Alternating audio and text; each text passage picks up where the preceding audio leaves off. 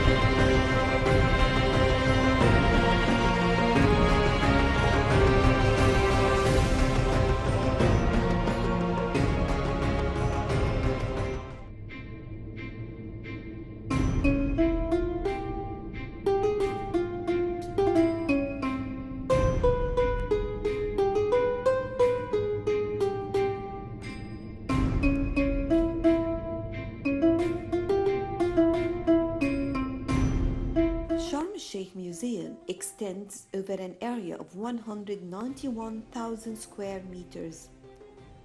This includes the museum's exhibition halls, external displays, an area for restaurants, gift shops, and traditional crafts shops, an open theater, as well as large squares designated for various celebrations and events.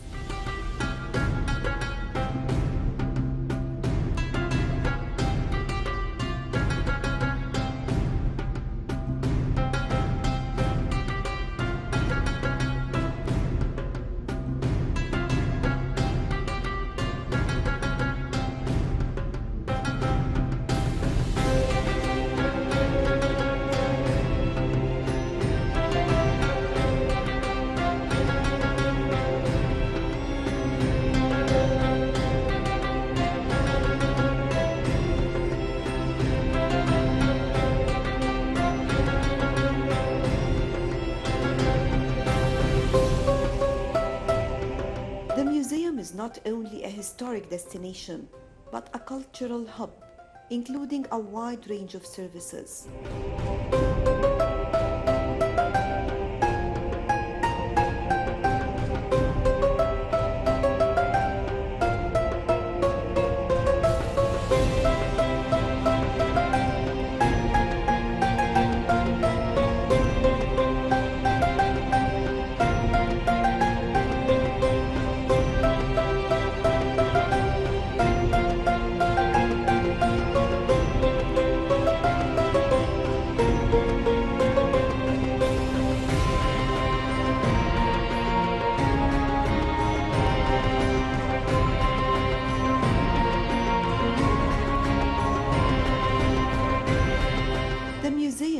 exhibits approximately 5,200 artifacts, ranging from prehistoric period to modern times.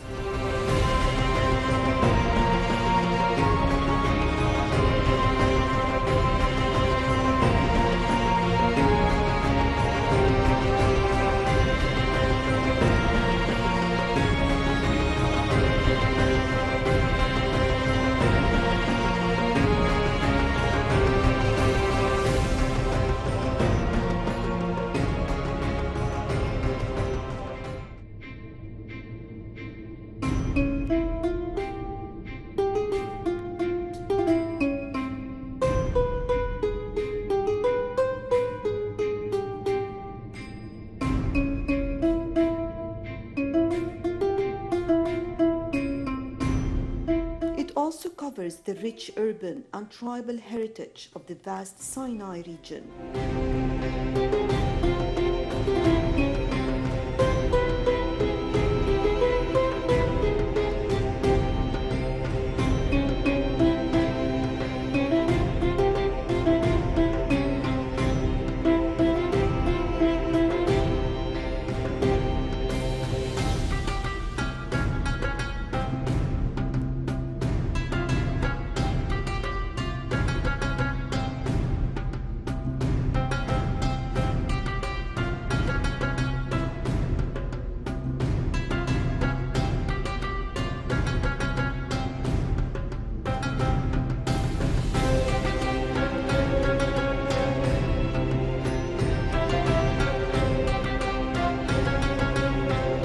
It is the diverse civilizations that left their mark on the Egyptian history.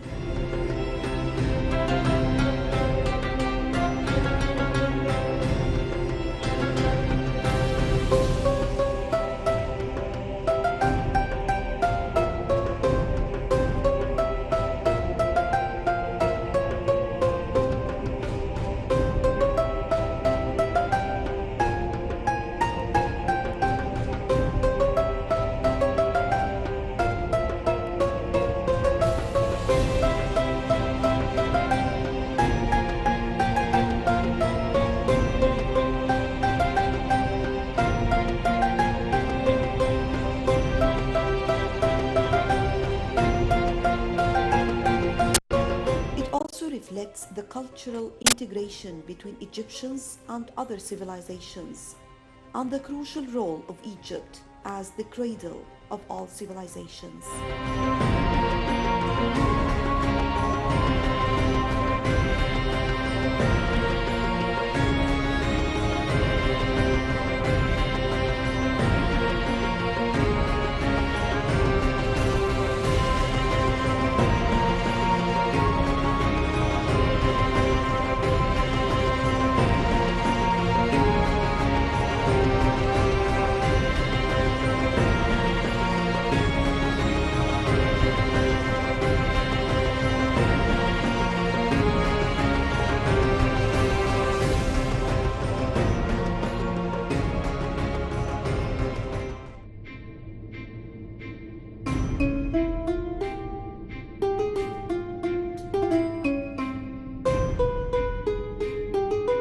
The museum narrates the origin and development of the Egyptian civilization, shedding light on the Egyptians' behavior towards their surrounding environment and the manner in which they coexisted with the flora and fauna, which left its impact on their beliefs and mythology and backbone of their art and architecture.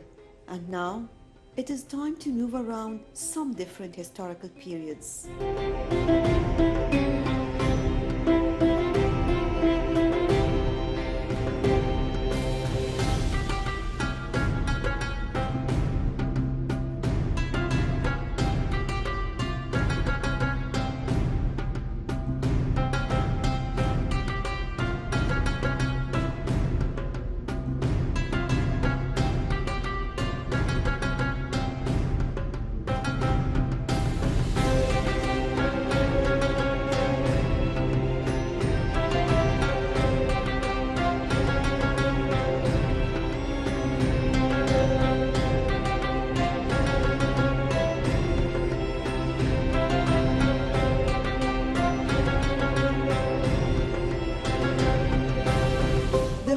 civilization displays the beautiful inner and outer coffers of Estemheb, the wife of the high priest of Ammon, Panekjem II, was herself a priestess of Isis, Min, and Horus in Akhmin.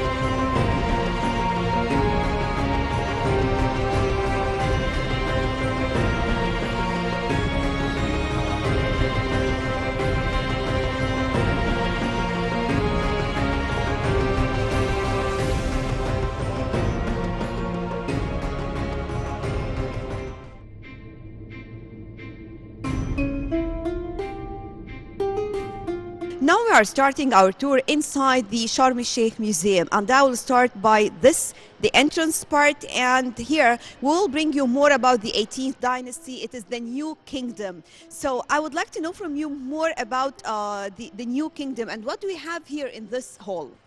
Well, this hall is a corridor, Hathorian corridor, because it's named due to the presence of a large number of statues hold Hathor, capital Hathor, and Hathor statues. Goddess Hathor is a daughter of the sun god Ra, and she's a god of beauty and magic. So here we have a Jid pillar for Hathor, dates to 18th dynasty, and it is represent her as the face of Hathor with cow's ear. And we have other two dating to late period 26th dynasty. And here, as other part of the hall, we have Hatshepsut, the head of Hatshepsut, Queen Hatshepsut, which of course is the most famous queen in Egyptian who ruled Egypt. And besides her father Thutmose III. This is a statue from limestone, red limestone, and colored limestone. What I like the most about the idea of museums is that simply you will read a lot about Egypt and ancient history, but the most important part is that when you stand just in front of one of these statues, like standing here to find out more about Thutmose I and Hatshepsut, Queen Hatshepsut, and standing outside we found out more about Ramses II, you will feel curious to learn more about the era to which each of these statues or each of these kings or pharaohs belong to, and definitely each one of them has a complete era in which you can read a lot and find a lot actually about these people, ancient pharaohs or the pharaohs of Egypt as we always call them. And very simply it is a chance just like a virtual tour, because right after maybe you are going to be that much interested to visit these places, to find out about Upper Egypt, to visit temples, to visit tombs, to find out more about ancient Egyptians. So I always consider museums as a step forward, just like reading a book. Then you come here to see it on your own, to see some of these pieces. Then you move on to find out more about the place itself. Let's continue our tour in Sharm el-Sheikh Museum and more about the ancient civilization.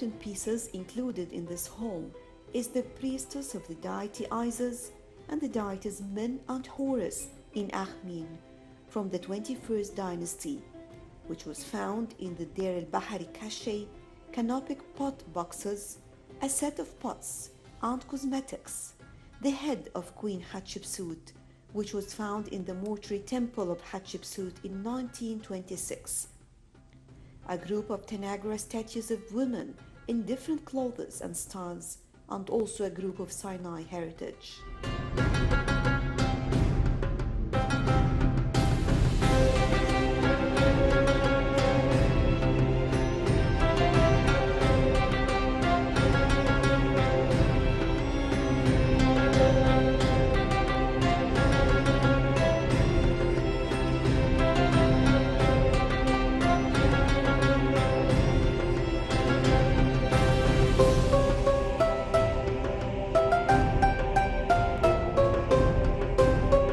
What is really interesting here is that when we entered, we found that this hall is divided into two different parts. On one side, you can find more about rulers and leaders of Egypt, the pharaohs of Egypt. On the other side, we all know that ancient Egyptians, they used actually to take very much care of animals, and they have some sacred animals. The other side, you will find more about animals and the daily wildlife of the animals. But first, let's find out together more, take a general idea about the hall. So you will tell us, first of all, about the idea or the whole area here. Well, this is the first hall of the museum. It's divided into two sections. The first section we here have statues for rulers and scribes, priests and judges, and then we have the other part representing the wild daily life in ancient Egypt and how the ancient Egyptian was dealing with animals and They used to worship animals even. animals in ancient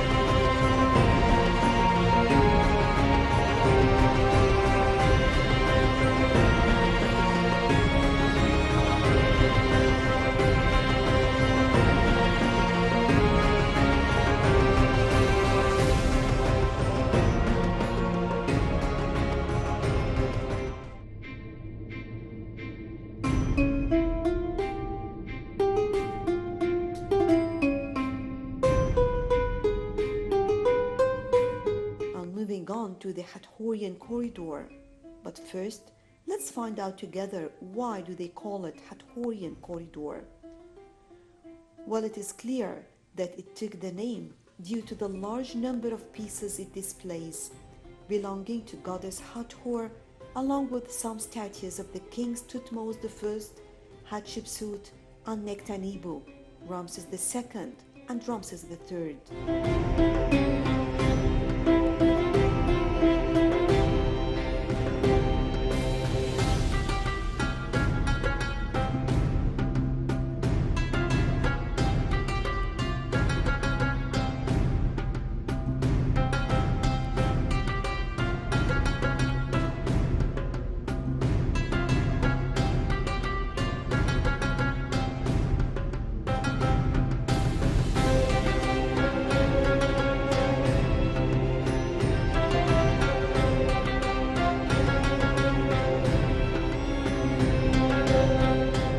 Displays a simulation of a full archaeological tomb in all its details and funerary furniture it contained.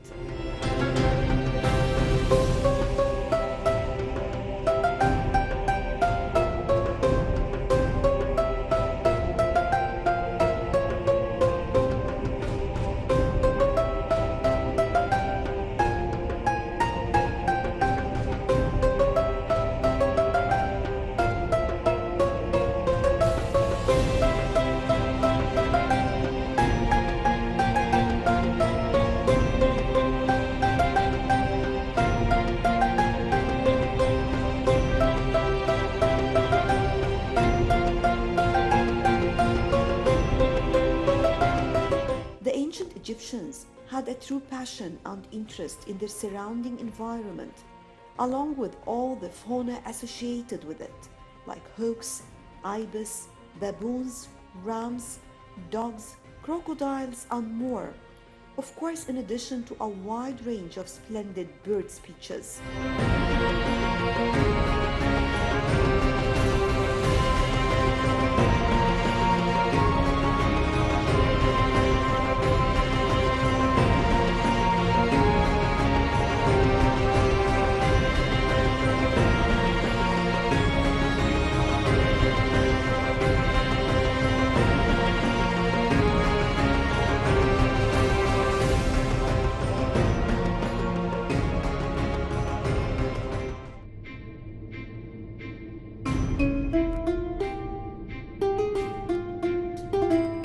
And what a beautiful hall that reflects all these feelings and passion. Here, we can learn more about man and wildlife in ancient Egypt.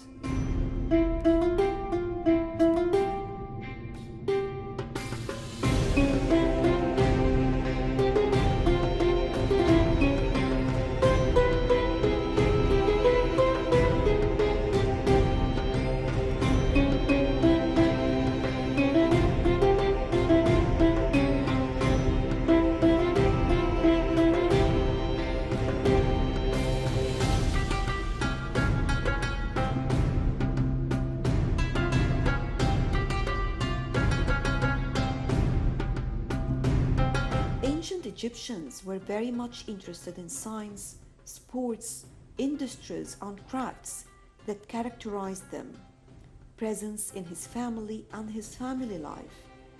Ancient Egyptians' relationship with the surrounding environment and how they loved animals to the point of sanctification.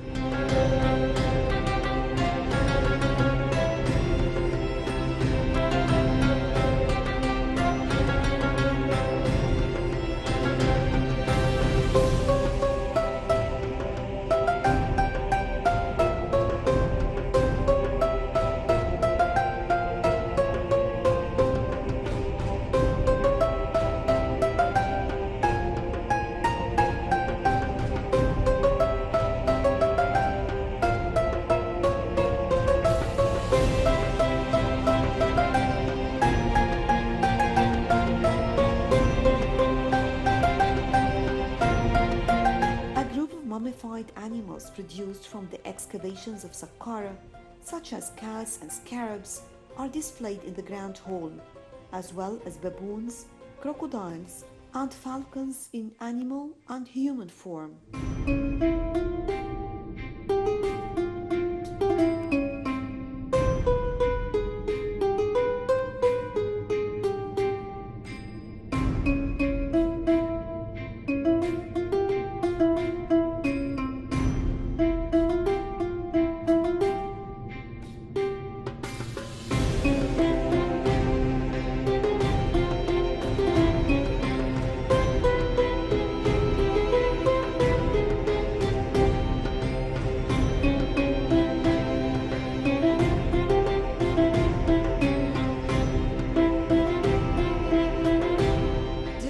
Is talking about more about the solar parks and the ports. Those two ports were excavated 1895 in Dahshur, and then 1910 they were moved to the Egyptian Museum Tahrir, and then they moved again here back. So it is talk about more about solar park which connected by the sun god Ra, who is and it has been used with the deceased during his journey to the afterlife. Also here we have a collection of papyrus representing and speaks about the book chapters of the Book of the Dead. This book is talking about the 12 hours of the journey during his afterlife, and speaking about the whole journey from the beginning, from how the deceased moved to his afterlife and connected with different deities till he reached to the Iyaro, the good place, and he being a good person.